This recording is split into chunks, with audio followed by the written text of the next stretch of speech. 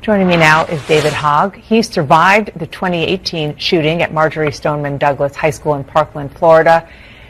That killed 17 people, and David announced yesterday that he is running to be vice chair of the DNC. Nice to see you in person. Thanks for being here.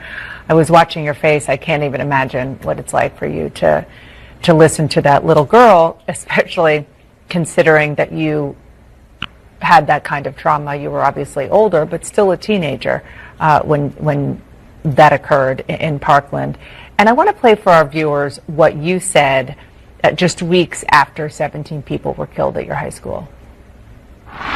When politicians send their thoughts and prayers with no action, we say no more. And to those politicians supported by the NRA that allow the continued slaughter of our children and our future, I say get your resumes ready.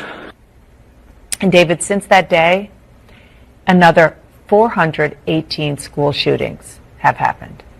418 since you made that speech.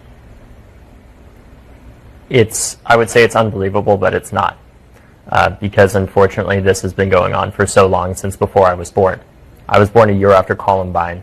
But I think the thing that disturbs me the most is how our politicians have continued to fail us. Our parties have continued to fail us as well. Certainly the Democratic Party has gotten better in recent years on this issue.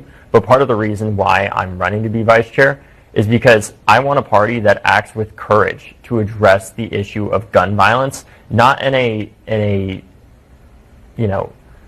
not in a small symbolic way, not in just, oh, let's pass this tiny law way, but a way that actually makes sure that there isn't, half the number of school shootings, but that there are no school shootings anymore. And I can tell you right now for a fact, if Democrats had 60 votes in the Senate, we're still not going to get major gun control passed, because I know our party and the politics within it are going to say, well, this is too controversial for us to pass because of these states that it took for us to get to 60 votes. I want to help build a Democratic Party, not one that I'm just calling out publicly, but one that I'm actively working, trying to fix on the inside to make sure that what happened to my classmates is never happening again. And our party is one of the best ways of doing that, but we have to be bolder. We have to go further on the issue of gun violence and not just address how does somebody get a gun like the AR-15, but address the hatred that drives so many of these school shootings, address the poverty that drives so much gun violence, and the desperation that drives gun suicide. We have to address this from the top up and the bottom down.